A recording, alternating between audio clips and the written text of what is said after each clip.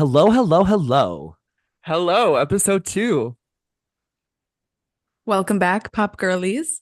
So this is our, if episode one was our twilight, this is our new moon.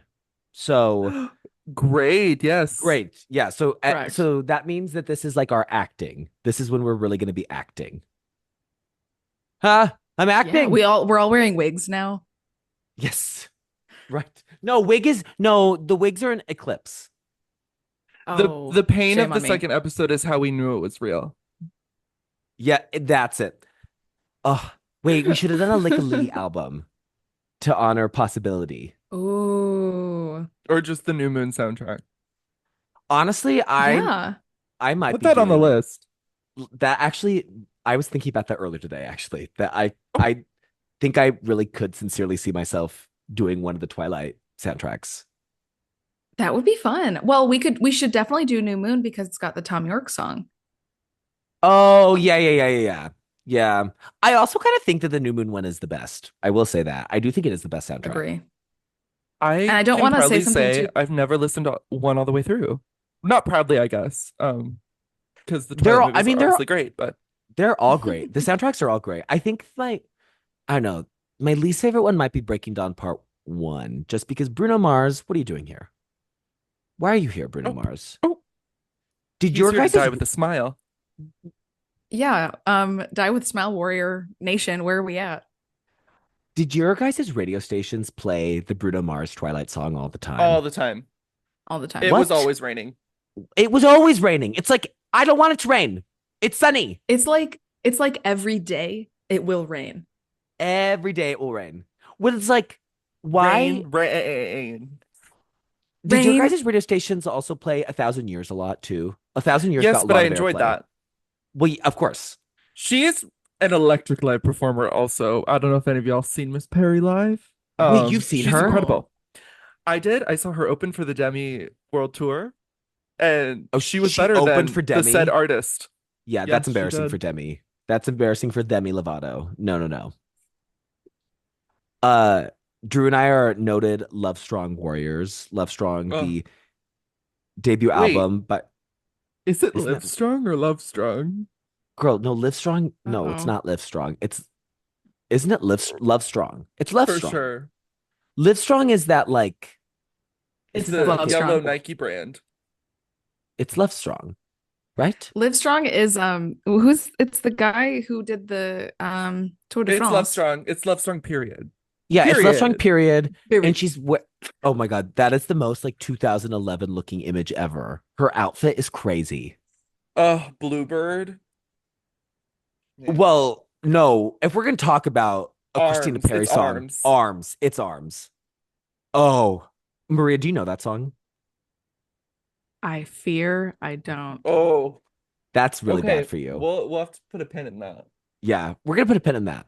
We have some Speaking business of Put a to pin in get it. to. We'll talk about Love Strong period in another in episode. another episode, that would actually be a great episode. That would be a great episode. Wait, no, real quick before we go on, I do have to say, Bang Bang Bang is crazy. Bang Bang Bang is It's so good. crazy. That song is so good. And also, I do have to say, Jar of Hearts was my most played song on my iPod Touch for like at least a few years. Amazing single art. Amazing Rachel Berry cover as well. Oh, the single art is so good. So, Jar of Hearts, here's my relationship with Jar of Hearts. When I was in the sixth grade, I had a fling with Melanie Searle, who was a classmate of mine. Um, First and last name. Why First don't and you? last. First and last name. I'll do it. Mel, I hope wherever you are, you're doing well. And nickname. And nickname. Now, Mel and I had we were on and off. Um, I don't know why she picked the gay kid in all the honors classes to be her on and off boyfriend, but I was Why selected. not? And so, after we broke up the first time in sixth grade, we were dating, I think, for like a week. And she wrote a song about me, about all the things she didn't like about me and why we couldn't be together. Number one was that I Was was one of them that you vegetarian. liked Jar of Hearts? No, no. Oh, just wait for it. No, one was I Were was there seven? Were vegetarian. there seven things? There were only three. So Okay. vegetarian, I had long hair, and I wasn't Mormon. So that's why we couldn't work.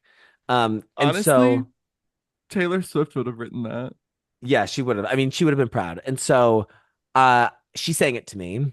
And then I cried and I walked by myself around playground for the rest of lunch singing Jar of Hearts to myself, just like on an So endless loop. she performed it to you to say these are the reasons I don't like you. Not that she didn't like me, but that we couldn't be together because we remained Yeah, friends. We remained yeah. friends. We Hi, remained friends. Mel. Wow. Hi, Mel. Mel, if you're listening on your farm in Idaho, I have nothing but love for you. Love and appreciation. So episode 3, you're going to prepare a melody about 3 things that you love about her, and then you'll perform it. Oh, and then we can get back together. Yeah. I do think she's married and has a child. Um, Oh, for sure. but you For know, sharks. For sharks. I'm in the words of Drew's Pop Girly, I'm the one that got away. Wow. Coming soon. Coming coming soon. The one that got away, Levi's version. Okay. Yes. So I think with that, do you want to get started with this episode? Yes. Wait, Okay. so we'll start with the hot tracks, right? Hot new tracks, well, not new tracks, but yeah, hot Yeah. tracks before we get into album discussion. Maria, why don't you start? Yes, gladly. Well, I think very early on, we're going to see a trend. I feel like my songs of the week or my hot tracks are going to be outliers. Um, You never I know, listen, Maria. You never know. You you never never know. know. I You never do know. happen to listen to a lot of male dominated music, so definitely going to be an outlier there. However, my hot track of the week is definitely inspired by the announcement of the reunion of Oasis, which I never really listened to Oasis beforehand. And one of my roommates is a huge Oasis fan. So that's been definitely been encouraging me to like get more into their music when it comes to like battle of Britpop moments. I'm definitely more of a Blur person, but I've been really liking and listening and enjoying to the first 2 Oasis albums, and I just really love Champagne Supernova. Excuse me, Champagne Supernova. That's a track off their second album. It's a really basic answer, like it's one of their most popular songs ever, but I really like it. I think the melodies in their songs are like some of the best ever. It's really, really great songwriting, and a lot of their music's really great. I just think Blur's more fun, so that's why I like them more. But Champagne Supernova by Oasis is my hot track. I Is totally what knew every single detail of every single thing that you talked about just now. Right, right. Maria, is Wonderwall Oasis or Blur? It's Oasis, right? That's gonna be Oasis. Yeah. Yeah. You're my Wonderwall. I know that Which one. I will say though, I don't think there's any Blur song that even Go equates Blurs. to the pop Go Blur. I don't think there's a Blur song that even like matches the popularity and impact of Wonderwall. No. I Um, mean, Wonderwall is like, I know Wonderwall and I don't know anything else about Oasis or Blur or the Gallagher brothers yeah, yeah. other than the fact that they But exist. something that I will enlighten you guys with, which you may not have known, is that the lead singer of Blur, Damon Albarn, is who created Gorillaz, the band Gorillaz, which is like Oh, technically a virtual band of cartoons. well, Damon Albarn actually, I have beef with Damon Albarn as a Swiftie. Oh, Damon Oh, Albarn and I have beef, girl. I please, Wendy's. yeah, please open up the door because I don't know about the feud. Well, so he thought it would be really, really clever of him in January 2022.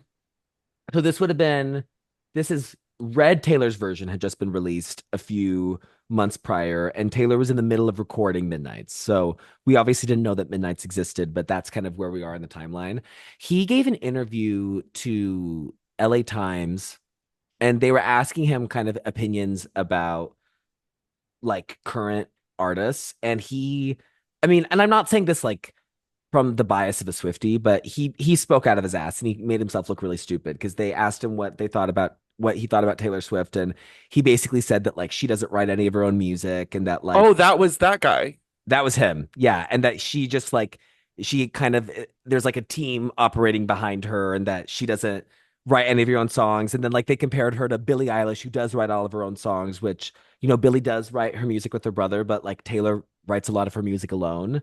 And also just like, if you were gonna, it was clear that he didn't know anything about Taylor. And like you can make that point about a lot of like pop artists not writing their own music, but like Taylor's maybe the worst person that you can make that point about. And so she was Yeah. very angry on Twitter and she had a really great comeback where she said, by the way, I wrote this tweet all by myself, in case you were wondering. Oh my Um, God. I remember that. yeah, Wait, so I didn't Damon realize that Albarn, that's that guy. that's him. That's him. I forgot that Blur was because I think of Damon Albarn as Gorillas. I think of him just with Gorillas, but I forgot that Blur is okay. The connection Yeah. is connectioning. Well, Yes, definitely. Well, he's wrong, yeah. period. Period. Um, so glad we got to do some historical, adventures through time and space. So yeah, right now listening to Oasis, and we're gonna go ahead and put Damon in the penalty box. Yeah. Damon, this is sachet away. Yep. Okay, So Drew. with that, Drew, what's your hot track? So I've been listening to a lot. I'm still listening to Short and Sweet a lot. Loving that. And I'm also loving the new deluxe tracks, the Magic City edition of CXOXO by Camila Cabello. Loving that. Um, but kind of in preparation for this episode, I went to Target today and I was kind of in my like I wanted to go into the woods, you know? Mm. So I listened to a little bit of folklore. I listened to a little bit of Evermore, but I also listened to a lot of Lizzie McAlpine, who I've been liking a lot recently. I saw Oh. her Lollapalooza after show a few weeks ago and loved it. I thought her way of performing was really cool. Very just like I'm gonna play my music. I'm not gonna really like talk a lot, and I'm just gonna connect. And that was what she did. Um, but there's a song on her newest album called Older called Movie Star that is so good. I think it's like a less than a 2 minute song, but it's just so good. She sounds amazing on it. And I definitely think that it will be in my top five of the year. So I wanted to give Lizzie a shout out. So Love. movie Her star by voice is Lizzie. crazy. Her voice is amazing. It's so musical theater girl, but it's It so is. like indie girl. It's everything. There have been a lot of rumors that she's going to be doing like musical theater. Like there were rumors that she would be in Hadestown. There are rumors that she's going to be in the London production of the Gatsby Florence thing. Mm. Um, so we shall see. But if she's in anything, I'm there. So yeah. Do The you know? album's really great too. It's really interesting because her first two albums were kind of more mainstream pop, but she spoke a lot on the press cycle of this album talking about how like she felt that none of the albums that she had released prior were very her and that this was the only album that she felt that was very authentic. So yeah, if yeah, maybe we can do that for a future episode, but yeah, Slay. thought I would Slay. mention that. I have to go plug my Well, computer in. oh, well, while Drew does that, while Drew is IT specialist, my hot track, I have to say it. This is an artist that I love so much. She's very pivotal to my love of music as an art form, pop music as an art form. This is one of my favorite albums of all time. I've been listening to it so much this week. It's an album that like every few months I go back to it. I just think it's absolutely perfect. It will be an episode in the future. Like I will pick this album to talk about. Uh this is maybe one of my favorite opening tracks of an album of all time. My hot track of the week is Drowned World Substitute for Love by Madonna from Ray of Light.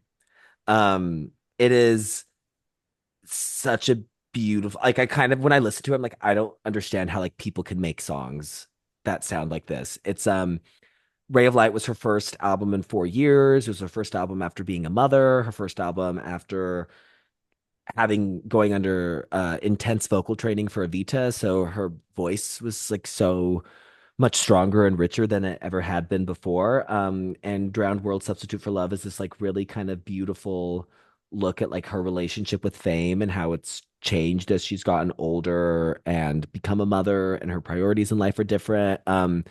It is this really beautiful ballad that blends like electronica with these really lovely warm acoustic guitars. Yeah, It's amazing. Amazing song. Madonna.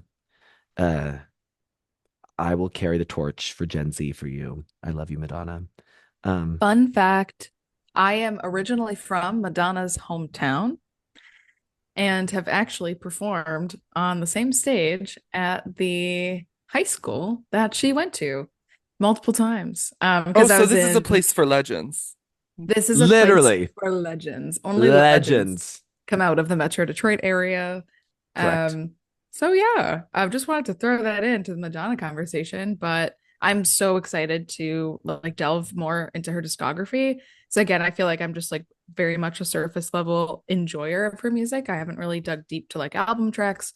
So I think that's just going to be so fun. And yeah, I'm really excited for the rave light moment. So I'm excited to listen to that. Yeah, that will be coming very soon. And she's someone that like it's actually really interesting.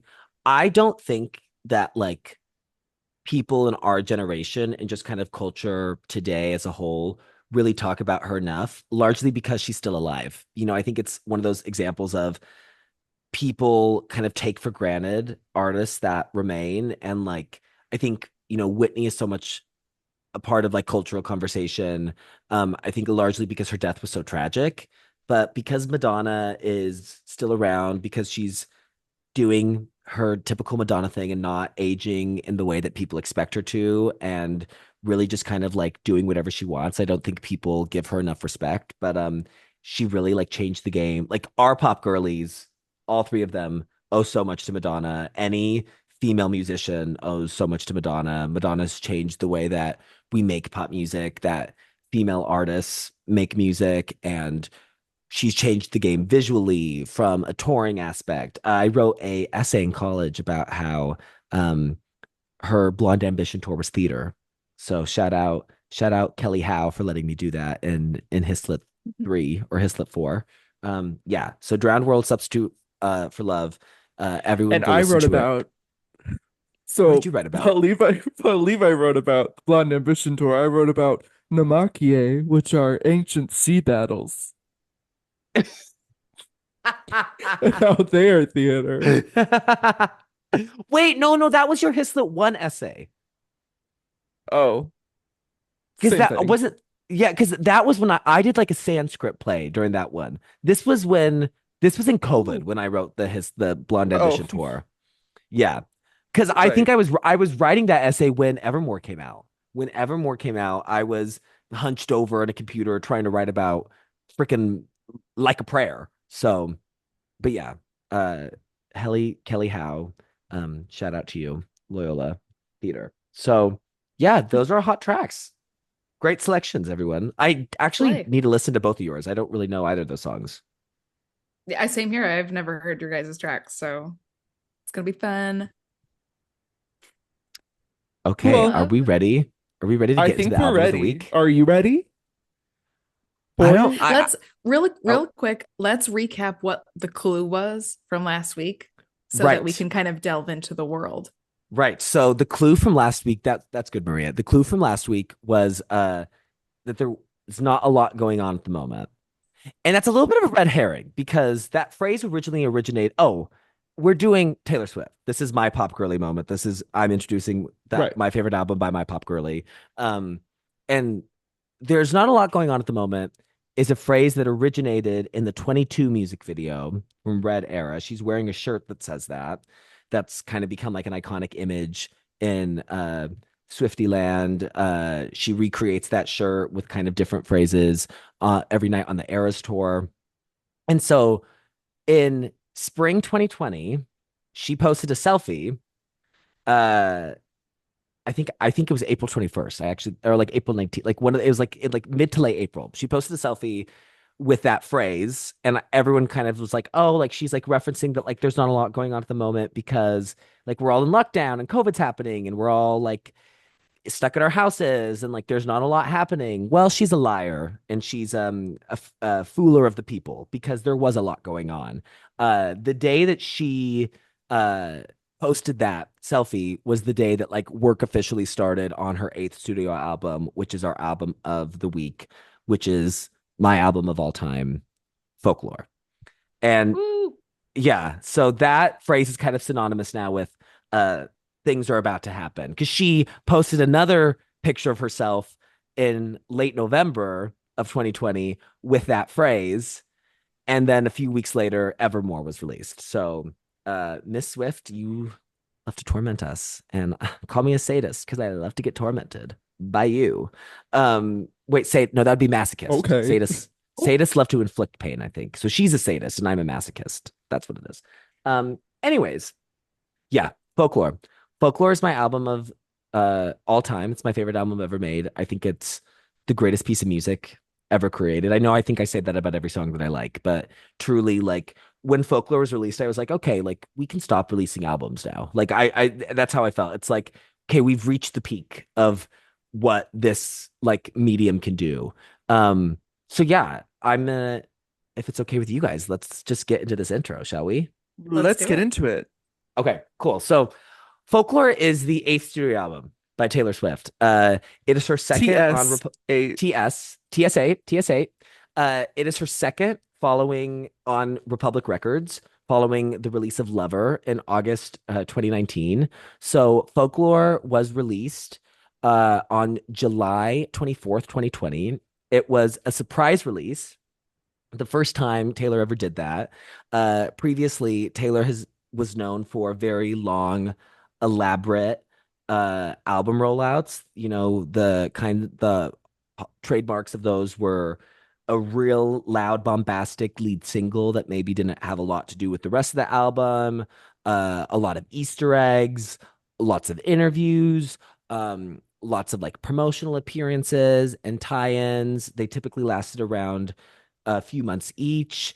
She always released in quarter four of any album of any year. Um, Pretty much for the first five albums of her career, she always released every 2 years in the fourth quarter of the year. There was a longer delay between 1989 and Reputation, but then Lover came out just under 2 years after Reputation came out, and so 2020 was supposed to be the year of Loverfest, kind of her version of the Lover tour. She was supposed to have kind of like make her own music festival and kind of travel it around both America, and Europe and kind of the rest of the world.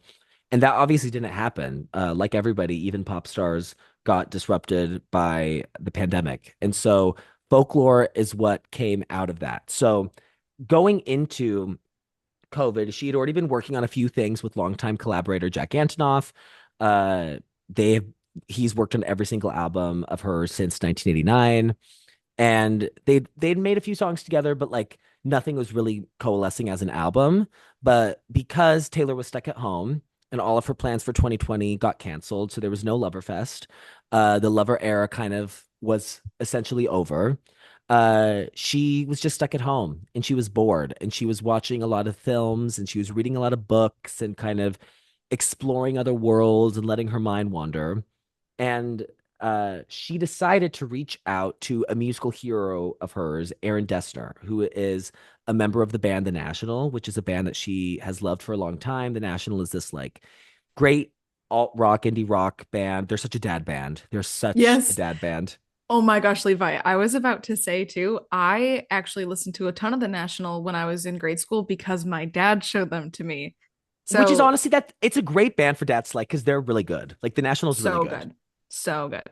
So I listened to the National for the first time because of Taylor. In 2017, she did this like Spotify playlist of songs that she loved, kind of as like a promo for Reputation. And the Dark Side of the Gym was a song that was on there by the National, and I love that song. And so that's kind of how I knew. And I knew that Taylor had this like long kind of public connection with them. She loved the National. And so the summer before 2020 and summer of 2019, she went to a national concert, and she was talking with the band backstage, and they had a conversation about the way that they make music. She always talks about how she loves asking musicians that question. How do they create? How do they write songs? And they kind of have an interesting process because all the band members live in different parts of the world.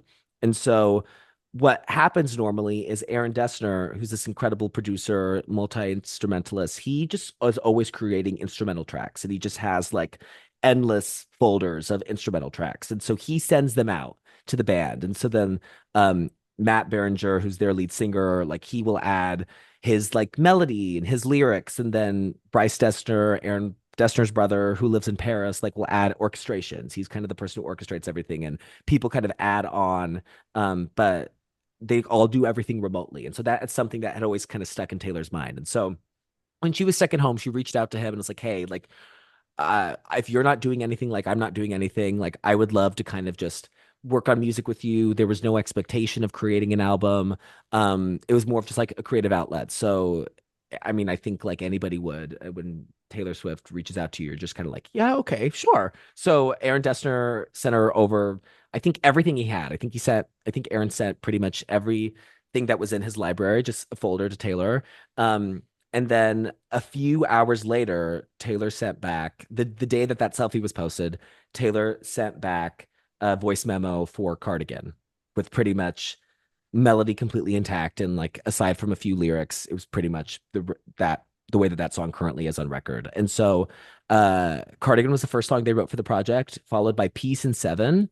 The three of those songs I think are all very different. I mean, they're obviously exist in the same world, but like they're three pretty different songs. And so that was kind of the catalyst. The creation of those three songs were the catalyst for the rest of the album. And so eventually they were just continuing to create songs together. And a few weeks into the process, Taylor kind of let Aaron in on what she was thinking for the concept of the album, and kind of the way that these songs that they were working on were related to the songs that she'd been working on with Jack. And that's when she came up with this concept of folklore, and they really started creating an album. It's also important to note that two songs on the album were co-written with a jobless British actor named Joe Alwyn, who at the time was dating Taylor Swift. They call him William Bowery. That's a pseudonym. And that was kind of a whole like mystery for the first few months of Folklore's existence. And Joe being William Bowery was confirmed in the Folklore Long Pond Studio Sessions Disney film that was released on Disney Plus in November. So yeah, but that's pretty much the only collaborators. Bon Iver joins on Exile. But pretty much the album is kind of split up in half with Aaron and Jack. There's a really great description of how those two energies coalesce on the album from a Vulture article. So Aaron Dessner did a lot of press actually around the time that Folklore was released. And he did this great interview with Vulture when he's breaking down every single song. And the Vulture says this really interesting thing, how Jack's songs soar and Aaron's songs glide. And I think that's very accurate kind of description of their personal touches and what they bring to the Taylor songwriting. So genre wise, this is the first foray into alternative music. Obviously Taylor got her start in country music, and then she transitioned to pop.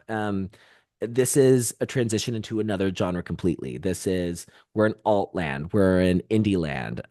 This is indie pop, this is alt rock, this is kind of some country. There's some folk going on, there's some chamber pop, there's some dream pop happening. I definitely think that like Jack supplies more of that dream pop quality in songs like Mirror Ball and August, and the kind of chamber pop of This Is Me Trying.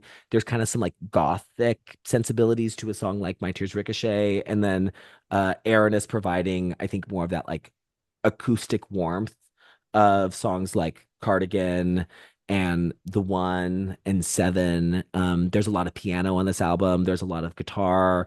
There's some very like subtle synths going on. And I think the biggest thing beyond the genre switch, when talking about this album, is that this is a big departure in the way that Taylor writes music. She's very famous for being an autobiographical songwriter. Her first seven albums are pretty much diary entries, and so much of the kind of cultural hoopla around Taylor is who are all these songs about, and dissecting clues about, okay, well, this song's about this person, this song's about this event, and all of that stuff. She sometimes described it feeling like paternity tests. And I know that she had expressed frustration throughout her career about that kind of gossipy part element of her music and the way that it was consumed, overshadowing the craft that she puts into her songwriting. And so This album largely is fictional. There's a lot of fictional writing happening here. These are story songs, hence the kind of tie into the concept of folklore. These are tales that she is telling. She's creating characters, she's creating story arcs. So we get a song like The Last Great American Dynasty, which is about Rebecca Harkness, who was a philanthropist and rich woman who lived in the Rhode Island house that Taylor now lives in. We get the famous teenage love triangle. So the songs Betty, Cardigan, and August are all sung from the perspective of three different people who were involved in this love triangle as teenagers, but they're singing these songs at different points in their life. We get songs featuring perspectives of like a struggling alcoholic, struggling with addiction, a young child witnessing her friend's abusive home life. We get a song about Taylor's grandfather and his experience during World War II. I think it is important to note, though, that there's very much a blend of fact and fiction going on. So even in songs that are presented as fictional, they're rooted a lot in Taylor's personal life and her personal feelings. I think the best example of that is My Tears Ricochet. So My Tears Ricochet on paper is sung by a ghost who is watching the person who murdered her attend her own funeral and kind of the betrayal of that and the feelings associated with that. But what that song is actually about is the betrayal that Taylor felt when her masters were sold to Scooter Braun by her old label head, Scott Borchetta. And so I think that song kind of perfectly captures this like blend of fact and fiction. Real quick, I want to share with you uh, a bit from the prologue that Taylor wrote. So with every album, Taylor includes a prologue that kind of describes the concept of the album and the themes of the album and like where it's coming from. And I won't read the whole thing, but this kind of establishes that like this album is fictional and this album is about imagery, it's about characters, and it's about stories. And I love what she says here. So it goes, a tale that becomes folklore is one that is passed down and whispered around, sometimes even sung about. The lines between fantasy and reality blur, and the boundaries between truth and fiction become almost indiscernible. Speculation over time becomes facts. Myths, ghost stories, and fables. Fairy tales and parables. Gossip and legends. Someone's secrets written in the sky for all to behold. I've told these stories to the best of my ability with all the love, wonder, and whimsy they deserve. Now it's up to you to pass them down. I really love the way that she writes that. I think it really sets the scene for this album so perfectly, with what this album is setting out to do. I think it is pretty naive if you approach this album just as purely fictional, because one of the most interesting things for me about it conceptually is this blend between fact and fiction, and like where does Taylor Swift, the narrator, end, and where do these fictional characters begin? So yeah, that's one of my favorite things about this album. So like I mentioned earlier, this was a surprise release. So on July 23rd, 2020, she announced it on her social medias pages at 8 a.m. Eastern time. And then it was released later that night on midnight, July 24th, 2020. It was a huge immediate commercial success. The album's first day streams on Spotify were 72 million. They broke the record for most streams in one day by a female artist on Spotify. That record was held by Ariana Grande for Thank You Next for almost 2 full years. I loved the Arianator meltdowns that happened on Twitter because they love to come for Taylor. And so I enjoyed a little bit of karma. Thank You Next, You Are Beloved. Love you, Thank You Next. Yeah, and it was a huge commercial success. It opened at #1 on the Billboard Top 200 with 846,000 units sold first week.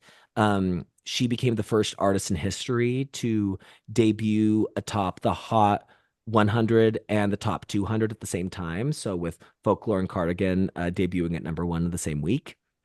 It was also a gigantic critical success. So it has an 88 on Metacritic, which is the first time any of her albums went above 81, so entered the universal acclaim territory and not just like generally positive reviews.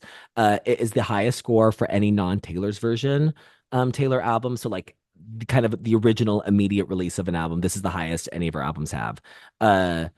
it was named the number one album of 2020 by multiple publications, including Billboard, Los Angeles Times, Rolling Stone, and Time Magazine. It won the Grammy for Album of the Year at the 2021 Grammys. She became the first female artist to win three times. And at the time, she was tied with Stevie Wonder, Paul Simon, and Frank Sinatra as the artists with the most wins in that category. Now, with Midnight's win this past year, she now holds the record for most wins by an artist in that category. Um, and yeah, I mean, this album, I don't think you can really overstate its importance to her career. Uh, After kind of the pop releases of 1989, Reputation, and Lover, this return to songwriting and a more acoustic sound brought in so many new people to on kind of like the Taylor Swift train. It ushered in this critical reappraisal of Taylor. I think she had been treated unfairly a lot by critics throughout the 2010s. Um, and I think it made people that were more dismissive of her take her seriously as a songwriter. It brought in a lot of new fans that had kind of only thought of her as like capable of songs like Shake It Off or We're Never Ever Get Back Together or Me, which are, these really like fun, bombastic songs that aren't necessarily in line with most of her discography. It certainly, I think, is the album that set the stage for this kind of extreme cultural domination that she's had the past few years. I don't think we get to the Eras Tour or Midnights or Tortured Poets or the Cruel Summer having a comeback. Like, I don't think any of those things happen without Folklore. Folklore really is the album that like made that like turn in her career, just from like she's a really huge pop star to this is like an artist that like maybe like defines like a century, and puts her in the conversation of people like the Beatles and Michael Jackson. Like Folklore, I think, is the album that set her on that path. So yeah, that's thank you very much for coming to my TED Talk and letting me monologue for so long. Yeah, so I think before I get into my opinions on the album, after kind of giving So this you hate background, it? yeah, I hate it. It's the worst album I've ever written. No, I want to know what you guys Yuck. think. Like, I think I have an idea both, kind of where you both stand, but Maria, do you want to start us off? Yeah, yeah, definitely. Well, I'll just start off by saying that I did not grow up as a Taylor Swift fan. Like, obviously, when we were growing up, she would play on the radio all the time. So I definitely had like the average American's exposure to Taylor Swift, but never like listened to her music on my own account. So with that being said, definitely Levi with some of the pieces that you mentioned about before Folklore's release, like her having this sort of critical um kind of like dismissal of like Taylor Swift will really never be in a conversation about music that is like critically acclaimed, you know? So I think that, and also maybe my like kind of childish history of like being a One Direction fan, and then there being this The allure beef. of like, yeah, Yes. and beef of like Directioners being like, well, we hate Taylor Swift, like, she dated Harry, and like we were all clearly in line to date Harry Styles, so like we all hate Taylor Swift, that just like very very childish kind of take on it. Like, not that I still had any of those sentiments, but it was just like, oh, I don't think I ever really need to listen to a Taylor Swift album. Like, I don't think that's ever going to resonate with me. So I think I listened to Folklore like pretty soon after it had first came out, like maybe in the I first week or remember when two. you first listened to it. Can I Yeah, share? sure. So it was right when we were all coming back to college, and you listened to it in the car ride from Detroit to Chicago. Correct. Fun fact. I did. I did. Was that your story? That was my story. Okay, great. Okay, great. So yes, that's a fact. That's a fact. Um, but when I listened to it the first time, excuse me, it didn't resonate with me because I think I was listening to it on a very surface level way of just being like, whatever, it's Taylor Swift. I don't know if this is ever going to be for me. And I think I was letting that get in the way of me, like, really just trying to connect with the music whoever it was singing it, or like creating it. I also didn't Mm. know all of this backstory that might have appealed to me to listen to it beforehand, of like Aaron Dessner's involvement and her collaboration with like how the National makes music, which like that I also didn't know. So I think I let all of these things get in the way of my potential enjoyment of it for that first listen. So I was like, whatever, you know? But when I went back to it, it was just like, wow, this is really something. And I, as is kind of a parent, like am definitely a huge enjoyer of like rock music and folk music. And I really like, I think where I have the most fun listening to music sometimes is like going back, doing retrospectives, listening to music that's decades old. I've kind of spent time in like most of the decades of the 1900s, of like mostly just 60s, 70s, 80s, 90s. So I love doing retrospectives like that, and I think this music, like you said, Levi, definitely appeals to like folk, um, you know, kind of sounds, and also kind of has like almost like a shoegaze, like dream pop, bedroom pop kind Hmm. of quality too to it as well, which is really appealing. So I'm reluctant to say that I wasn't open to hearing those kinds of genres from Taylor Swift initially, but when I kind of broke that wall down, it was like, wait a second, I'm being kind of childish here. I need to like let myself be open to this. And then had an amazing time listening to it when I was actually able to like appreciate it without all of those nuances of what we're supposed to like believe about Taylor Swift at that point in time. Yeah. So yeah, like once I started to get into it, I was just really taken with it. And I love, like you said as well, like the Bon Iver collaborations and sensibilities it has to it. I really love his music. I'm not like a huge fan. I have friends that are huge fans, and my brother, for one, is a huge fan of Bon Iver. So that kind of also sensibility that I had to enjoying listening to music with my brother, also I think kind of gave me another reason to just really enjoy this album, Folklore, because it kind of reminded me of those moments with my brother in the car and going on long drives and stuff.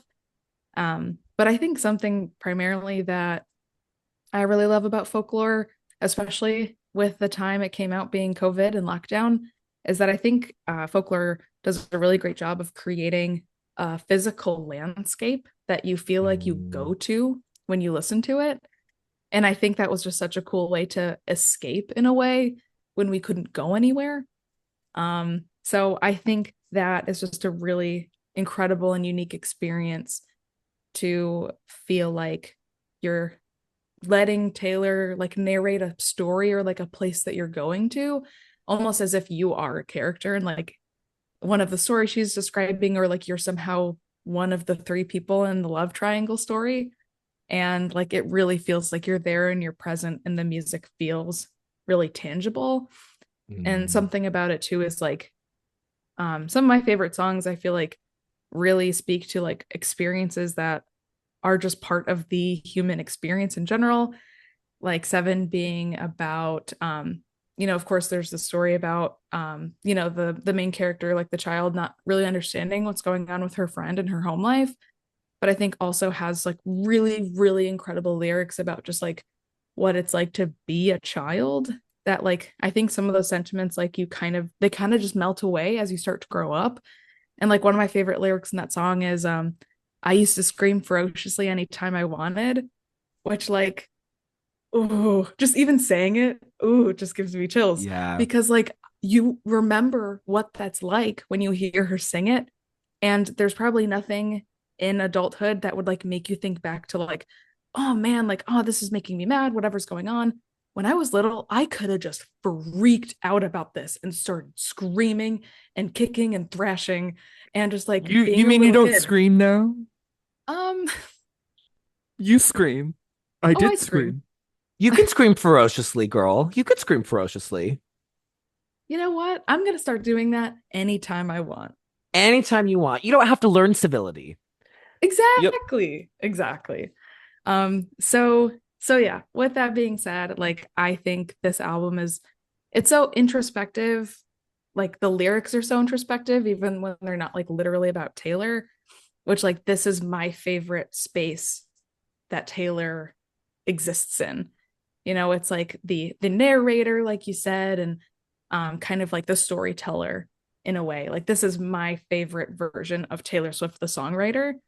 Um, and I know like something that Levi shared on our first episode that he is like a big lyrics person. Where I think for me personally, I have to enjoy how the song sounds before I can like begin to have an Mm. understanding of what the musician's actually like singing or talking about. So I think for that reason, like this was really my first entry point into Taylor as like an artist where I'm like listening front to back and like really wanting to get a grasp on what the album is and what it sounds like. So yeah, this is definitely like my favorite space of Taylor, like Folklore and Evermore. It's definitely my favorite. I spent so much time with these two albums during COVID, during lockdown. And again, I really just like appreciated the that kind of journey of being a listener and getting to go to the places that she's describing. So yeah, that's my perspective on Oh, Folklore. love that. I love what Thanks. you said, Maria, about like the tangible quality of the music. Like I think that is I think that's something that Taylor does really well as a songwriter. Like she is so sensory and like you can really Yeah. picture something, but there's something about the imagery that she uses in her songwriting on this album paired with this sonic landscape that really just makes you like feel like you're there and like you can feel Yeah. the music. I can feel the synths. I can see the way that these stories sound.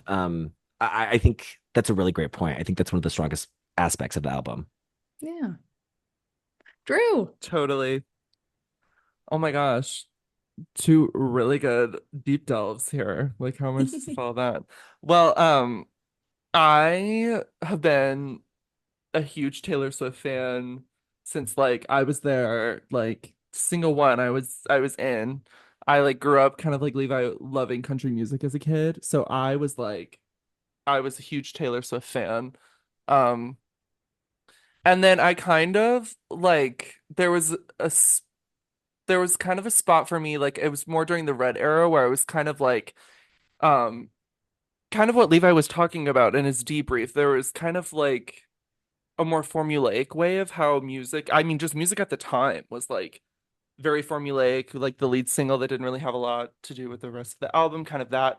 And I kind of just, I don't know why, I think I kind of just wasn't really interested in music in general at the time, to be honest. And it was more so Red, where I feel like she kind of had a little bit of a resurgence during the Red era of like having the universal, like everyone has an opinion on her kind of thing. And I kind of Yeah. just like set out. I'm guessing was that during the One Direction thing or whatever. I don't really know. But Yeah, so Yes, that Red was era. Yeah, Red was One Direction. yeah, so I yeah, kind so of like yeah, I kind of was just I wasn't really invested in it and it kind of made me take a step back from her music.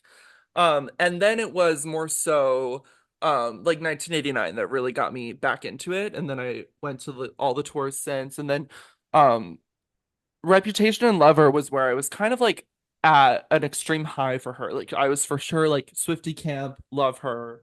She was my number one, ride or die. And so I remember so Folklore was when we were all coming back from school from lockdown. I was hoping you were Um going to tell this story. I was yes. hoping. And so I remember the day before it was released, I we were all just kind of coming back from school because we had been sent home in the March prior um or March 2020 and then it came out in July 2020.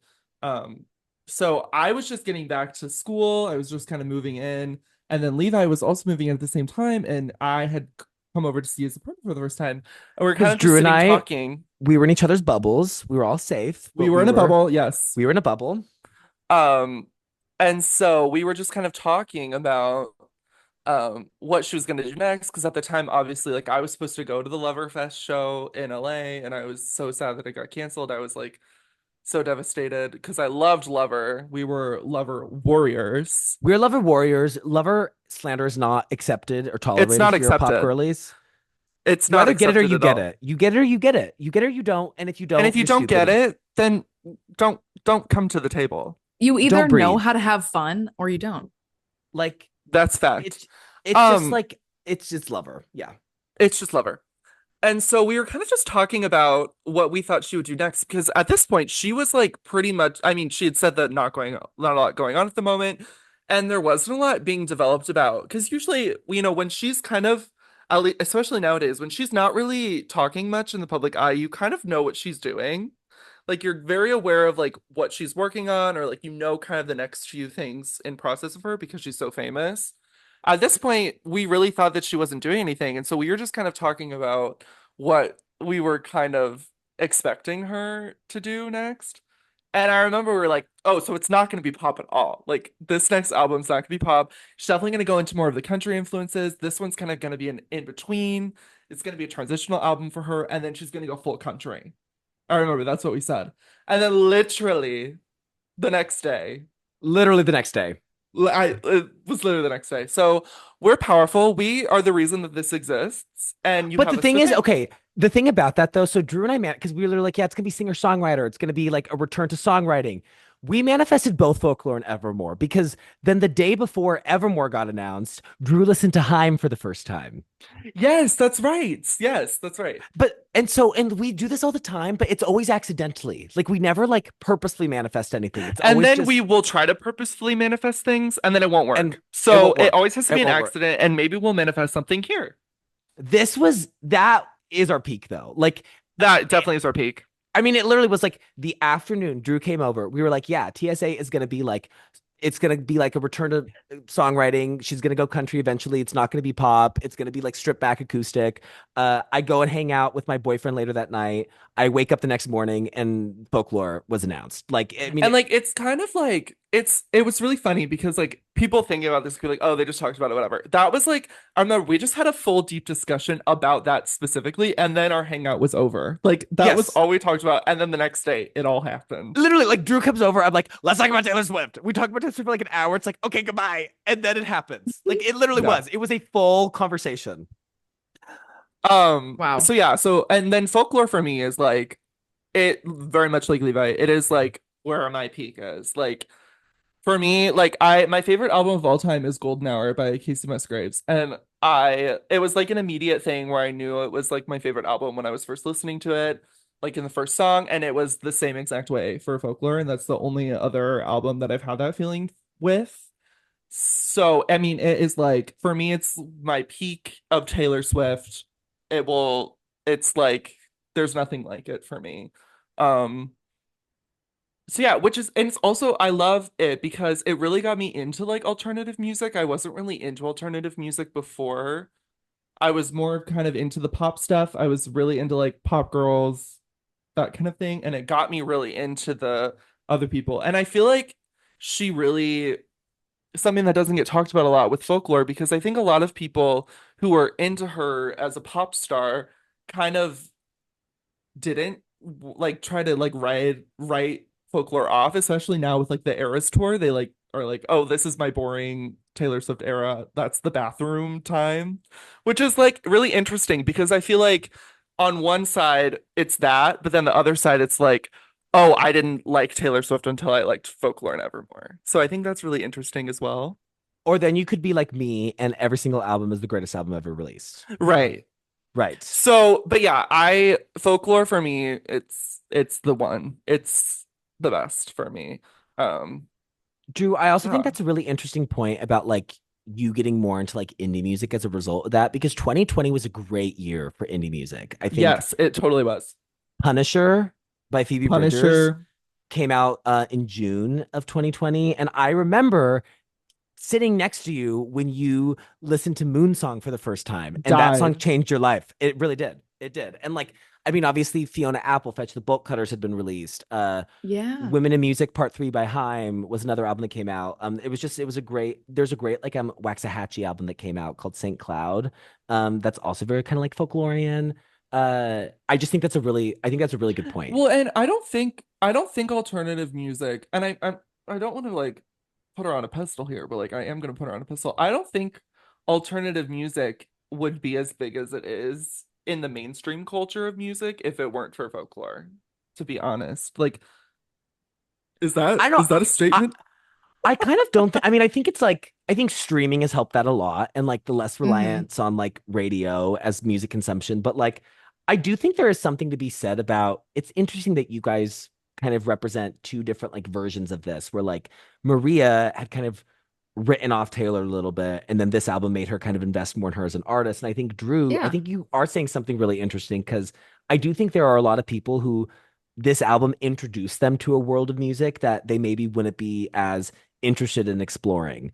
And like post this album, like Mitski blows up and Phoebe blows up and Boy Genius blows up. And Yeah. um, Yeah. like I do think there maybe is something to be said. Like this album sounding like this, coming from this huge of an artist, I do think it introduced people to Well, and a it style of music. started like a huge resurgence of like, I'm gonna put this out, like I'm gonna put out music because I feel like it's authentic to where I'm at right now. And Yeah, that's what I'm gonna do. And I don't really care if it fits in like the dynamic of like the normalcy of releasing music with like the lead single and this sort of yeah, thing. And I feel like absolutely. Props. since Folklore, she has released all albums at once. Which I love that. Like no Uh, Yeah. lead single before, no right? lead single. Yeah, no lead single because she surprise dropped Evermore, and then Midnights and Tortured Poets were both announced before, but there's been no lead single. Yeah. Which Love that. I think that's the way to do it because I think her lead singles she oftentimes picks the wrong thing, and I think it colors the way that people Totally. view the album. I do think though, Yeah. since post Me, I actually do think that the lead singles have all pretty much been right on. Like Spot on, yeah. I think Cardigan's the right one for this one. I think Willow's the right for Evermore. Antihero, which became a huge global hit, is the right one for Midnights. And then Fortnite, everybody Fortnite. will understand Fortnite in a few years. Fortnite, Yeah. Drew Well, and understands it.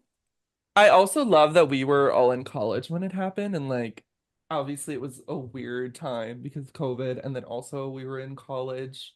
I don't know. And also just because like studying theater it made me like we were looking at so many different forms of art that was so interesting like reading plays and like being in shows and things like that. It was just really interesting to like because I mean folklore was all that I listened to. So it was so Yeah. interesting to like really delve deep into it. And even now, like with the whole like her public relationship with Maddie Healy and then some of that coming into play with like the fictional, like is it fictional? Is it not? Yeah. Love. Unfortunately, Cardigan is about Maddie Healy, which is was a hard pill to swallow. Yeah. Wait, Oh, Maria, are Oh, you ready for a history lesson? girl, are you Okay. serious? Yeah, so during the tell manic it. episode that she experienced last year when she was dating Maddie Healy, Yeah. okay, Cardigan is a part of the set list on the Eras tour. And so as the rumors were brewing and they were being seen together and there were reports that they were dating, at each of their concerts, and they had this moment. So for the 1975, it was during a song called About You. Ugh. And at the Eras tour, which is it's that's a perfect song. And at the Eras tour, it was during Cardigan, and they mouth the each of them, both Maddie Healy and Taylor Swift mouthed, "This song is about you. It's always been about you. You know who you are. I love you." And Oh my God, I remember that. About You is about Taylor Swift. It's about like somebody who because they kind of had been linked very briefly in 2014, right Yes, after. yes, Yes, I vividly yes. remember that as the 1975 fan back in the day, like when their first album had come out. Yes, I remember that vividly because he wore a 1989 shirt on tour, and then she wore one of the 1975 shirts.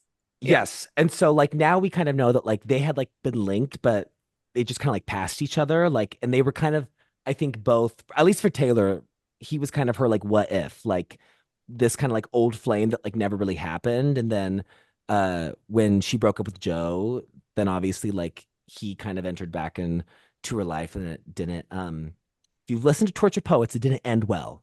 Let's just say that. She refers to him as self-harm.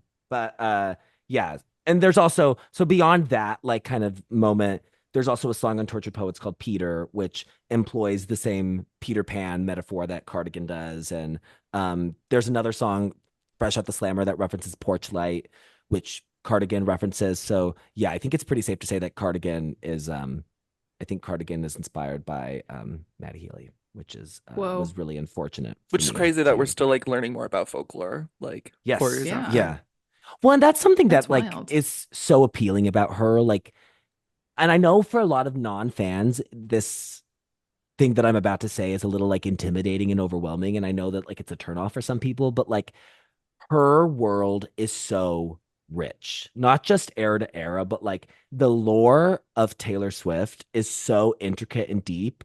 I mean, I have been a diehard fan since 2007. She has been my number one artist in any field since then, and I still learn new things all the time. There's always more connections. And I think that that's something that I really respond to. I love artists that build worlds. I love artists that invest so many different layers in the way that they create albums and the way that albums are related to each other and the visual look for the album. I mean, obviously she's Miss Eras, like she's Miss Eras girl. So, uh, yeah, that is something that I love. That like it is 2024, and we're still discovering new things about folklore. Love it. Like, Okay, I guess I mean I've said a lot of what I think, but I do have some more things to share. Like I well, just yes. mentioned, I fell in love with Taylor in 2007. Her debut album was released in 2006. I was riding around my small Idaho town with my dad in the pickup truck. I could literally tell you the street that we were on. Um, I could tell you we were going over train tracks, and we were listening to Cat Country 106, which was our local country radio station, and Picture to Burn came on, and like it just like rewired my brain. Like there was just like I was like, oh, like what, what? And it was the gay version. It was the homophobic version, which is the superior version of Picture to Burn. Yeah, and I mean, ever since then, like she's been the artist of my life. I think she is the greatest songwriter of all time. Uh, I don't think there's anything that she can't do. I think that we are so lucky to be living in the same time of as somebody of this caliber. I mean, I really think that like the only person that you can compare her to is the Beatles, and the Beatles lasted 5 years, and she's Girl. well, I mean, but like really, like the Beatles. I mean, for as huge as they were, like they were a 5 year blip. They were 5 years, and Mm, what? okay. Girl, the What? Beatles were still on Spotify. What was it? Oh, well, the like hot new tracks. Well, because What? last year, Oh, 2023, because they they released released, that song. yeah, now and then.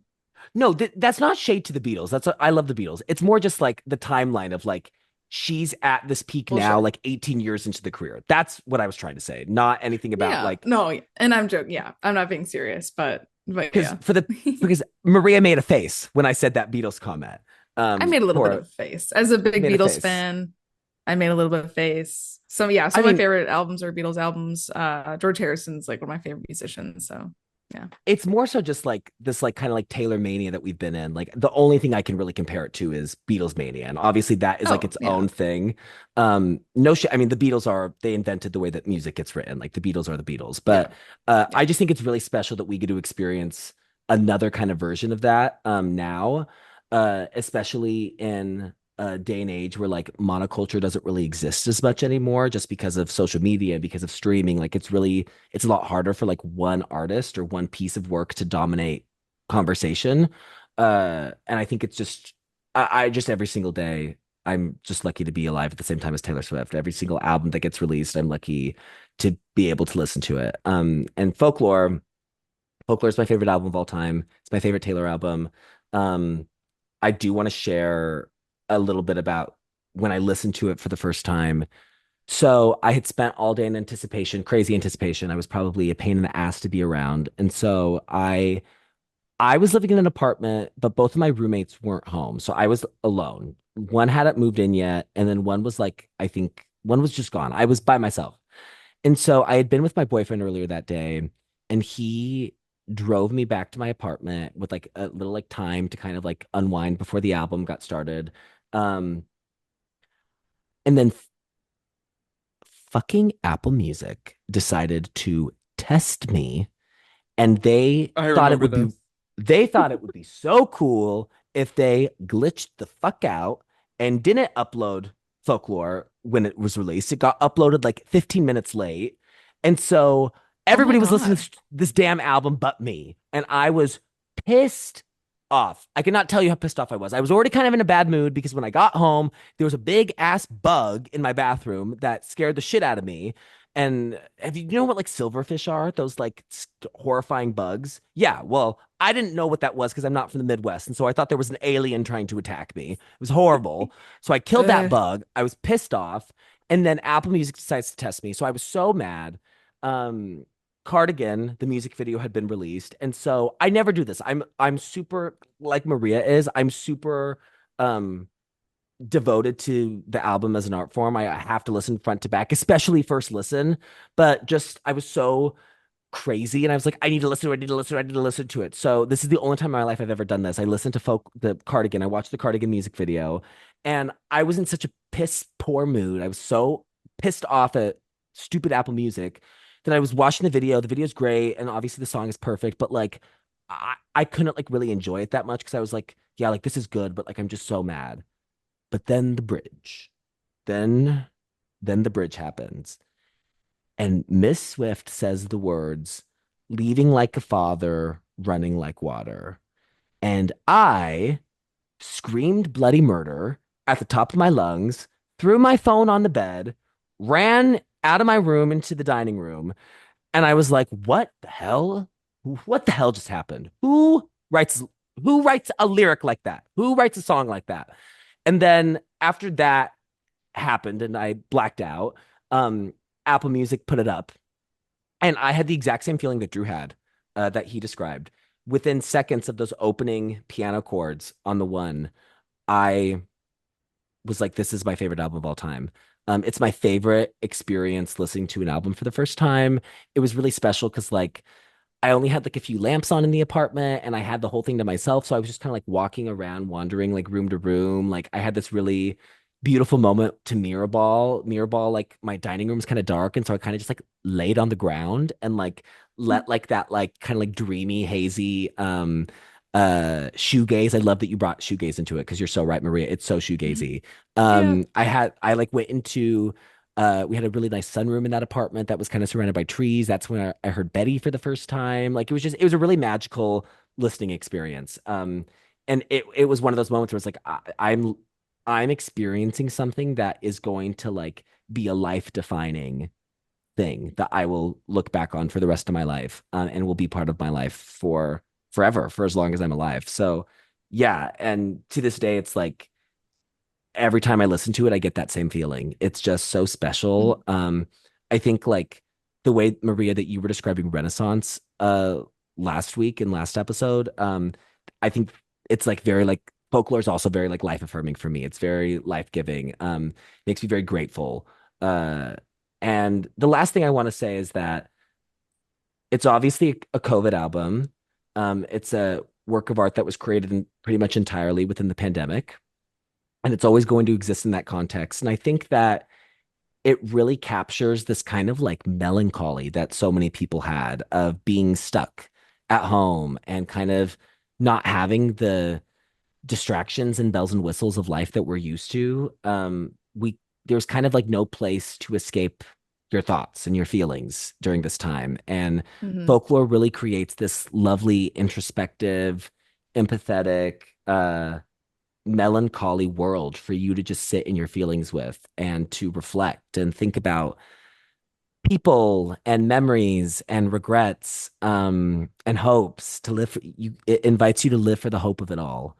uh Ugh. it's just Is yeah. that a lyric?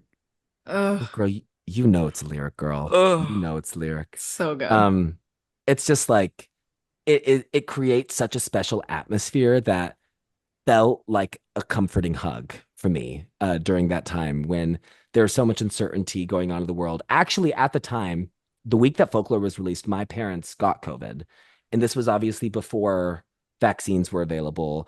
My Yeah. dad came kind of close to not making it. He had to go to the hospital and it was pretty scary. And like Folklore was, absolutely leaned on that album. It was like, okay, like things are not going well back home. My parents are both really sick and I'm really scared and there's a lot of uncertainty. And like there was this world that I could both sit in like my like feelings of kind of like sadness and worry, but also be comforted at the same time.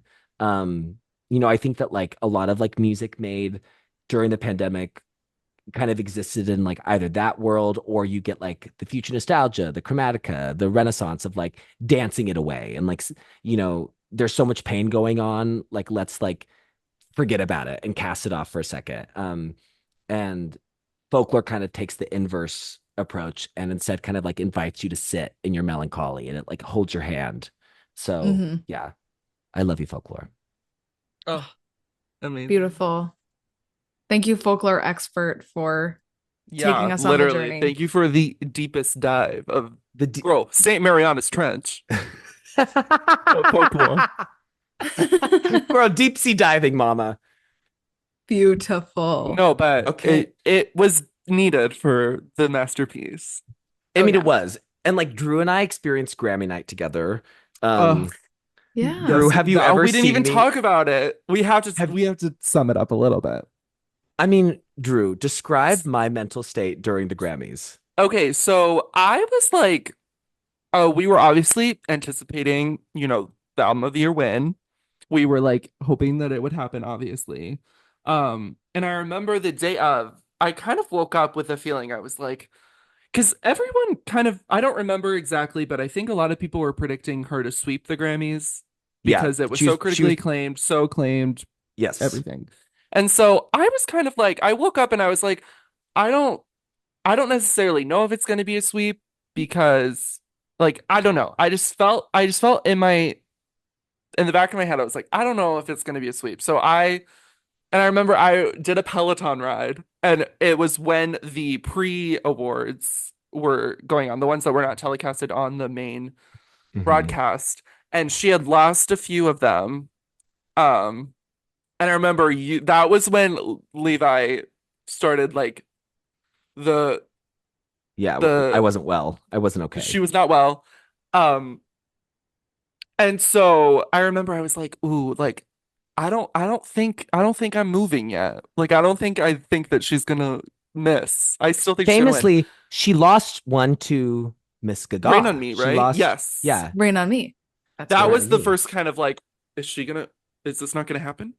Yeah, And then I remember Levi came over, we watched the telecast, we watched the performances, she was slaying, obviously, and she like kept losing. yeah, And I was like, wait, I still don't think she's losing. But I remember it was specifically when Future Nostalgia won Pop Vocal Album, when Levi, like, it was like over for him. I was not because I was also doing. I was doing homework too. I think I was doing like. I think I was. It was econ homework, and so I was trying to do that. I was having a mental breakdown. I was like frantic. Like Drew was keeping the faith. Alex, my boyfriend, was there being calm and like just normal, and Yeah. then I was like frantically rushing around Drew's apartment, like having complete mental breakdown. I was not Yeah. okay. It was, and then I remember I was like, when the person came on to present it, I was like, I think she's taking it. And she did. I mean I that And was we I had a can. actually full on freak out. I was actually also doing homework during those Grammys. I was like writing an It was a essay great for Grammys. an ethics Best Grammys class, but ever. great Grammys. It was great. I also I was love yeah. an amazing Gaga moment from that Grammys is Ariana tweeting, and Gaga was like filming House of Gucci, I think. So she wasn't awake or in a different time zone. She was like, Yeah. Gaga, Where are you? Are you awake? Please answer. And everyone kept tweeting that photo of her on Instagram Live, like meditating or something, where everyone thought she was dead. She's meditating. She's died. And I remember everyone kept tweeting that because Ariana was Yes. like in LA or whatever. But Yeah. no, it was a great So Grammys. legendary. I just remember watching and being like, I just need Gaga to win one Grammy It was a from great Chromatica. win. And it was a great win. Very deserved. Rain on Me. And now Tsunami. that folklore got the album of the year, like now I'm like okay with like it being kind of like a spread your wealth moment. Like I'm happy that Dua Lipa got the Future Nostalgia win. I'm happy that Gaga got her win. Harry, we talked about his Grammy experience Mhm. last episode. Girl, Watermelon Sugar, that's fine. Um, it's your moment, have it. It's your But moment. Have it. Watermelon sugar high. Watermelon Sugar High. The Billy win was weird. The Billy win was kind oh of. yeah, she won as well. She won record of the year. And like that was kind of like a oh, like because that was the last award, and it was just like she like it's like, oh, Megan should have won. And it's like, oh, just no, like please Take the award. take the award, like take credit for it, please. It's kind of awkward, but Yeah. yeah, Folklore The winning. It's performance though of Cardigan at the Grammys that Amazing. year, so stunning. I'm so good. obsessed with it. Also the Willow, like because she did the medley Oh, of when she like leans on the doorway. yes, and it's like an Yeah. electric rock because Willow, she had released 92,000 versions of Willow. There's Dancing Witch, there's Lonely Oh Witch, there's yeah. Moonlit Witch, there's like Seance Sad Witch, version. Seance Witch, and like why couldn't you release Rock and Roll Witch? Like the rock version that Right. she those guitars and like the big drums, like it was Have her awesome. Midnight Sky. Yeah. Oh God. Midnight That's what it's Sky. called, right?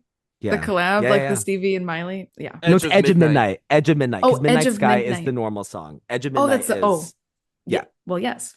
Got it. Well, yes. Should we do our Holy Trinity and What's Your Me? I think we're ready for it. Folklore, I love you. Folklore, you're always going to be famous. Should we let the expert speak first? I think so. Okay. Well, I'm going to share. I'll do my what's my me. So I have to start. This is a 10. Oh, well, this is a perfect album. Should we do like breakdown? Like we could do like What's Your Me rating and No, top let's three? no. Okay. Let's do me Sure. and let's do Holy Trinity. Sure. I just spoke Cool. a little out of I spoke too soon, but this is a perfect album for me. Every single song is like incredible, and so it's really hard to like pick a least favorite. This is just the one that like resonates, I think, the least with me, and I think part of it just because of what it's about. It's a really wonderfully written song, and it's the songwriting is terrific, and I think it adds so much to this album. It just connects, I think, the least. And for me, my me is The Last Great American Dynasty. Gasp. Whoa. Is that crazy? Yeah. Kind of gagged. I am kind of gagged by that. Well, you famously during the Eras Oh. tour went to the bathroom during it, so Well, I I was guess- not about to pee during My Tears Ricochet. Let me tell I you hope that. Taylor is listening, and I hope she's watching, and I hope she's learning. Yeah. I mean, it's a great song, and like the reveal and the bridge that like it's her house, and then the way that she connects herself to Rebecca. I mean, it's excellent songwriting. It's just like all the other songs ahead of it, I just connect to more, because I'm not a rich woman who lives in a house in Rhode Island, so I Right. don't relate to that experience. Sure. Um, Okay. Sure. but I mean, it's terrific. It's Okay. great. I love the Last Okay. Great American Dynasty memes. I love the memes. Like, there's a really great one of like the Cullen family in the Twilight House with like there goes the Last Great American Dynasty. Like, I love the memes of that. But yeah, that's my me. Wait, let me ask real quick. This is the song that talks about the dog, the key lime green Yes, dog. key lime green. Yes. Yes. Oh yeah. Well, I remember seeing a lot of memes of people like At the Eras like tour, bringing a dressed as stuffed a key lime. animal. Yep. Yeah. Well, do you want to know? Do you All want to know a that, fun so fact fun. about that? Okay, so this is actually really interesting. So every single thing in the song is true. Like Rebecca Harkness did marry into the Standard Oil money, and she was friends with Salvador Dali, and she was a big patron of the arts, and she supported the New York City Ballet. All this stuff, all of that stuff is true. However, this is one of my favorite things she's ever done. Rebecca Harkness did not dye her neighbor's dog green. She dyed her neighbor's cat key lime green. But Taylor Swift, being a famous cat woman, did not want to harm a cat in a song, so she changed it to a dog. Which I see. is one of my favorite things she's ever done. I think it's so funny. So yeah, that's honestly probably my favorite part of the song. Because it makes me laugh every single time I think about it. A little giggle. A little giggle, That's a hoot. little chuckle. Wait, Maria, what's your me? Have you already... No, you didn't already say. Sorry. No. Well, are we gonna do Levi's Holy Trinity and then go, or do we want to No, do my me? I think let's do everyone's me. Let's do everyone's me. Sure. Okay, cool. Got it.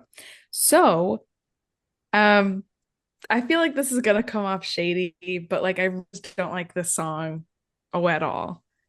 I just don't enjoy it, and I think I've probably only listened to it once all the way through. Not gonna lie.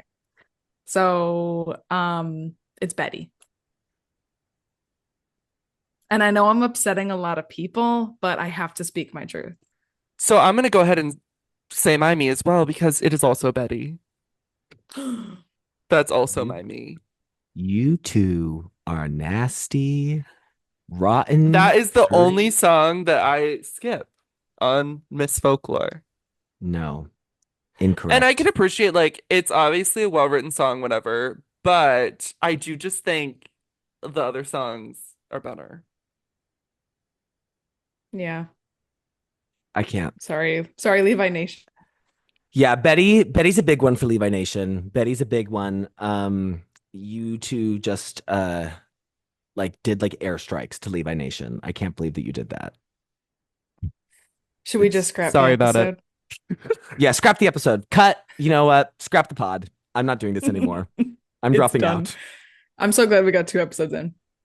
It's so funny because like Betty to me is like Betty's kind of like the heart of folklore in my opinion. Like Betty is like represents, I think, the kind of storytelling of the album. It represents the character driven qualities of the songs. She's taking on this role of a narrator that's so unlike her. Like Taylor Swift has never been stupid in her life, and she's never been a teenage boy. Like she's a smart teenage girl. She's not a dumb teenage boy. Um, and it's also interesting. Something I love about Betty is that so Cardigan, the first song in the Love Triangle, was created with Aaron Dessner. August, the second song, was created with Jack Antonoff. And then Betty is the only song on the album that both of them produced, which I think is really interesting. It's kind of like the collision of both sides of the Love Triangle. But clearly, you guys want Betty to die. You hate Betty, and you think Betty Sorry. should croak. That's the only song on Folklore that I will not listen to. It's horrible. Yeah. Second favorite album of all time, but I don't really listen to Benny. As poet laureate Taylor Swift, and I forgot that you existed, once said, wrong, wrong, wrong. Uh, okay, that's all that I have. Okay, So, Levi, what's your Holy Trinity? so this is really hard. This is really, really hard. So my number one pretty much stays. My one is always my favorite song, but then I'm looking at my song sorter, and songs 2 through 8 like rotate, and it really could be any of those. And it changes. So this was really, really hard, and so this is what it is in this moment in time, right before we started recording. So my number 3 is the one. It's just the one is just like it's my favorite album opener of all time. It's like sets the scene for folklore perfectly. The lyrics are incredible. It has this like bouncy quality that like is so wonderful musically. I think it like establishes this like bittersweet mood to the album. I mean, I love the lyric like the greatest films of all time were never made. The greatest loves of all time are over now. Like, I will say the maybe my favorite like TikTok trend that came out of that time were all of the La La Land, Me and Sebastian oh, montages to the one. I mean, it oh. doesn't really get better than that, unfortunately. It doesn't. There is a connection between La La Land and Taylor. Because do you remember that tweet from Tortured Poets release week that is Emma Stone, like Mia crying in the "What if I'm not good enough" monologue, and it's the Clara Bow lyric, "I think I might die if I made it." Yes. Also, she famously went in Miss Americana when they're talking about the Me music video. She's like, La La Land. Yes. Oh, that's so good. Okay, so that's my number 3. My number 2 is "This Is Me Trying." Oh, "This Is Me Trying" is Levi. just it's unfortunate. It's continuously one of my most played songs every year since 2020, if that tells you anything. Anytime I share that song on my Instagram story, people text me, "Are you okay?" And it's just that is the kind of song that it is. I It's just so think it's good. beautiful. It's like it's the incredible songwriting, it's incredible production. One of my favorite lyrics ever that gags me every single time I listen to it is they told me all of my cages were mental, so I got wasted like all my potential. Like that's just 2 lines, and it tells so much. There's so much depth and character history and stakes in those 2 lyrics. And there is just something I think really beautiful about like and emotional and vulnerable about the sentiment of like, this is me trying, and at least I am trying. Like at least I am trying, and this might not be good to you, but like this is my version of trying my best. The way she also talks about that song with Jack on the Long Yes, Pond studio sessions is so amazing. Like it's so good. if you're like it I love listening to like interviews and about music and stuff, but like the Long Pond studio, like the little interludes before each song, like really did it for me for this. So And highly the recommend. This Is Me Trying one is the best. It's the way It's the that they best, talk yeah. about it. It's beautiful. Yeah. Because And then at my that number, point, she's like so in tune with what she wrote about, and she also like does not stray from like sharing. yeah. So love that. And Love I she's mean, so good in interviews about her music. It's so insane. when she was also writing Evermore when that was released too. So like you can just tell she's in this like real like big peak of creativity. Um, Yeah, and then my number one is one of my favorite Taylor Swift songs of all time. It's a song that is so deeply personal to me. It made me weep every single time I went to the Eras tour. Um, it's My Tears Ricochet. I think it's just an exceptional it's song. that girl. It's the only song Mhm. in the album that she wrote alone. It's like I mentioned earlier, it's deeply personal. It's about this intense betrayal and pain that she experienced when Scott Borchetta kind of went from like a father figure to somebody who backstabbed her in the back behind her back. And it's a song that I really personally relate to.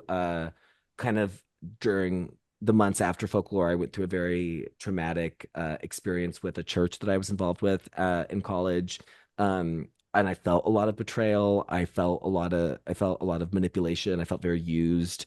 And that song really just captures that feeling of like deep betrayal by someone who you never thought would hurt you. Um, just Mhm. so perfectly. I think I've thought about it before, and I think the most devastating Taylor line for me ever. It's so simple, but there's so much in it. It's I could go anywhere I want, just not home. Like the loss of that, the desolation of that. Yeah, it's a perfect song. And it's also that song sounds amazing in a stadium. That song sounds I was gonna so say good in a you stadium. really feel it when she performs it as well. Like It's so good. she's doing the whole Eras tour, and then when those like the eerie like Yes.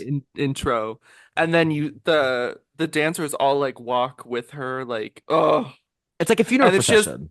Mhm. yes, and then she has the moment where she's like on the ground. Yes. During the bridge. Yeah, it's amazing. So Oh, yeah, she's amazing. My Tears Ricochet is has been since it came out my favorite folklore song. So, okay, Maria, what is your Holy Trinity? Yeah. Well, I would say since listening to folklore, my top three, I think, has been always pretty consistent, and I've always had the same favorite song. So number three is going to be Mirror Ball. Oh, Um, so incredible. I so think good. that That's my one really mom's resonates. favorite. Oh, love. That one really resonates with me as like there's definitely like someone inside me who is like a major people pleaser. So like that kind of like just resonates with me on that note. And then number two is going to be August. I just Mhm. love that landscape of that song so much. It's so dreamy. I also like really loved that trend that was happening on TikTok. I think like last year where it was the bridge of that song and people would like run on the beach to it.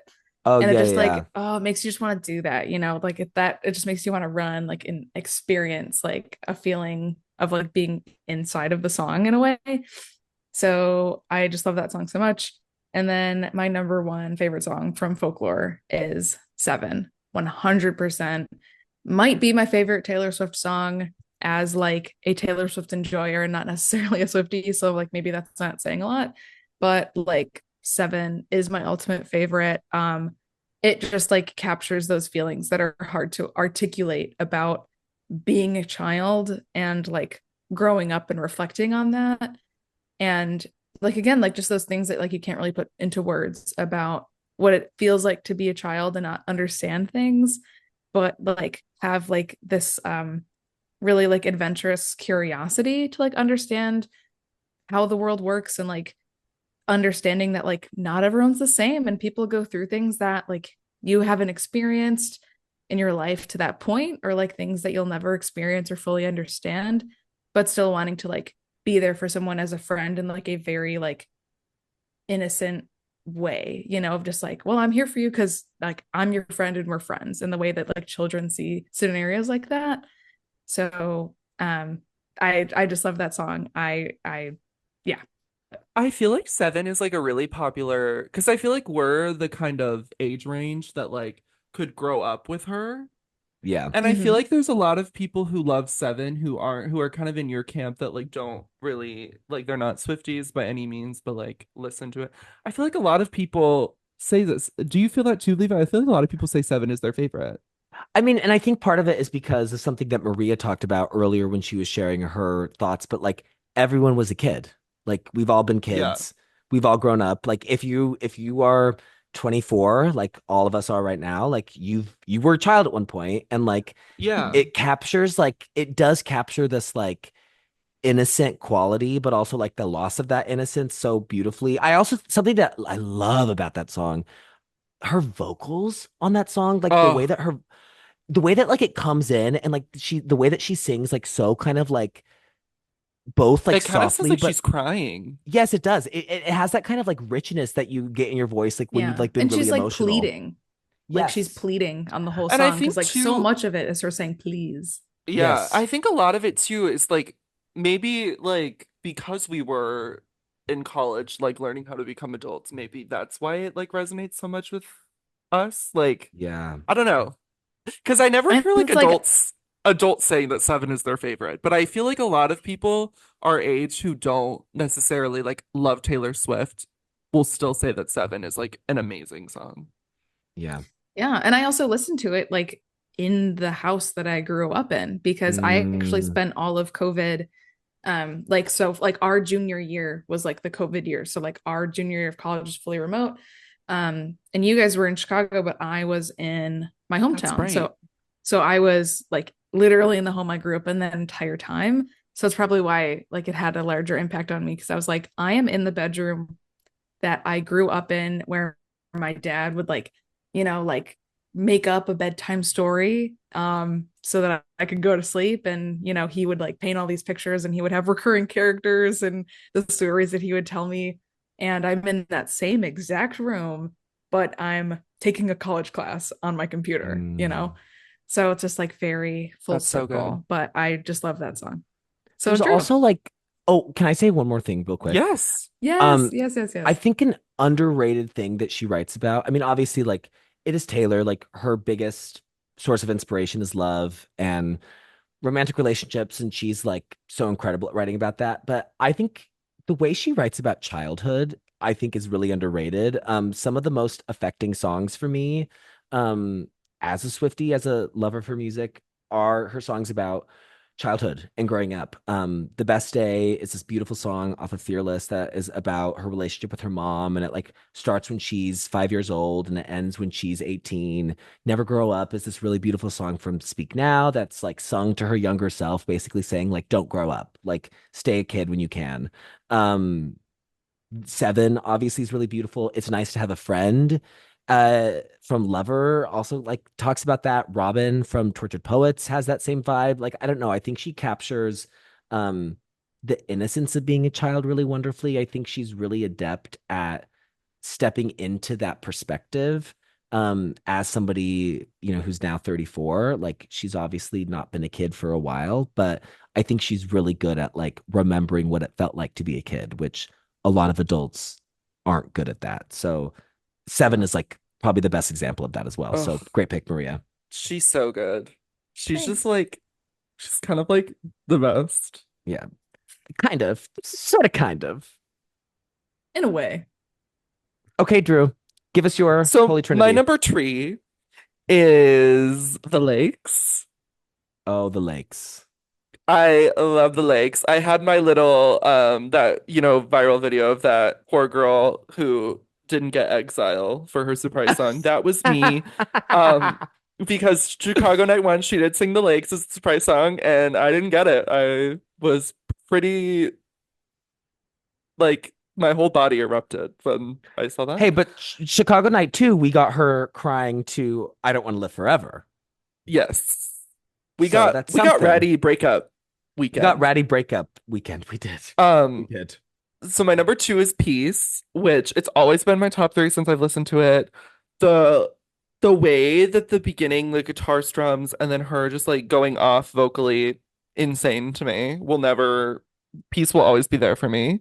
Drew, And I then have number to one is say, oh, sorry. You oh saw the vision for Peace before I did. Because when the album first came out, Peace was towards the bottom, and now Peace is like in like my elite God tier. And you ushered that in. You fought for Peace rights and you won. well, and I think I love because Levi and I always, I don't know, Maria, I'm sure you think the same way, but we always talk about like the peak season for an album. Uh-huh. Like to me, Folklore, and I know to Levi as well, is like a summer album. Like it's a sad girl Oh, summer. And to me, totally. Peace is like it really paints the season for me for some Mhm. reason. I don't know. For me, Yeah. I think of like Loyola and like the Green Lanterns Yes, yes. and like the seagulls flying over the pink lanterns. I think of that every time I hear Peace. Oh, that's so lovely. So, I love that. yeah. So, and then my number one obviously is August. Oh, Love her. It's easily like top three Taylor Swift for me. She's just insane. It's a perfect song. It's perfect. literally Yeah. perfect. Beautiful. Okay. Well, hate to like repeat, but like my Drew Fork rating for Miss Folklore is a 10, which I said in the last episode that I wouldn't do very often, but however, comma, Folklore is um number two album of all time for me. So Yeah, I it mean, is we going to be a do 10. happen to be reviewing like legendary icon milestone albums like for us as people, like right out the gate. So yeah, tens across the board. Across the board. So Levi, I'm not sure where you're gonna land with your Levi knife rating, It's inconclusive. uh, but it is. It's a 10. It's a 10. It's if I could exceed 10, I would say infinity, but since 10 is the top, I will do 10. It is as perfect as music gets for me. Maria Wow. Spoon. Well, I hate to be the anchor of the group, but I think Maria Spoon, we're gonna give Folklore a 9.3. Yay! I just wanted it to break 9 for you. I just wanted to break 9. 100%, We recognize 100% excellence on the Pop Girlies podcast. We do. right. We And do. I'll say it doesn't I think I wanted to keep it below a 9.5 but also above a 9.0 because like I said before, Betty for me just does not work at all. So I feel like I would have a hard time giving an album above a 9.5 if I had a song on it that was like a complete sinker, in my opinion. Mm. Yeah. So there's For me, that. it's not a complete sinker. Um, it just like because I love the lyrics of it. It to me just like the production just feels like so on the nose. But like Sure. it's not a complete sinker for me. Yeah. However, second time of the Eras tour, that was my bathroom break. Because And my Miss Queen loves a monologue before a song, and Betty, she gives a long she does. folklorian monologue before she sings Betty. So it's like, She I know I does. got time. I will Yeah. say Betty hit weirdly like I mean I love Betty obviously, but Betty hit so hard at the Wembley show. I went to a show in London last in August of the Eras tour and it like I don't know if it's because like the pacing was a bit different, like the setup of the folklore set list was a little different, but like Betty hit so hard and like everybody was like hugging each other and swaying, which was like really sweet. Um, Oh, so yeah, I guess both of you were just saying that you hate all of those English I people do. swaying to Betty. I am. That's exactly what I'm saying. I am. I am. Okay, well, I think that's folklore. Yeah. Yeah. Awesome. Folklore, we love Maria, you. oh yeah, we love you, Tay. Love Tay you. legend. Tay Legend. This episode slipped away like a bottle of wine. Oh, girl, sipped Um, away. yeah. Oh, got it. So Maria, I think you might have a hint at what to expect next for next week. Yeah. Totally. Well, um, I will say for our next episode, the artist in question, and I'll also say it's a very nuanced statement. There's a lot of lore, if you will, around this album, kind of a messy period the of the whole timeline, and there's a lot of things to delve into. So again, it's very nuanced, but the clue is this artist said that they don't remember this album. Wow. And there you go. Wow. Okay, guys, I'm gonna go into the folklorian forest now. I'm gonna go dance with some fairies and some woodland nymphs. Yes. I have to go dye my dog key lime green. Yeah. Drew, what are you gonna do? What am I gonna do? I'm gonna I feel jump into the lakes. you're jumping into the Ah, lakes. You're going where all the poets went to die. That's what you're doing. right. Yeah. Okay, until next time, pop girlies. Bye. Bye.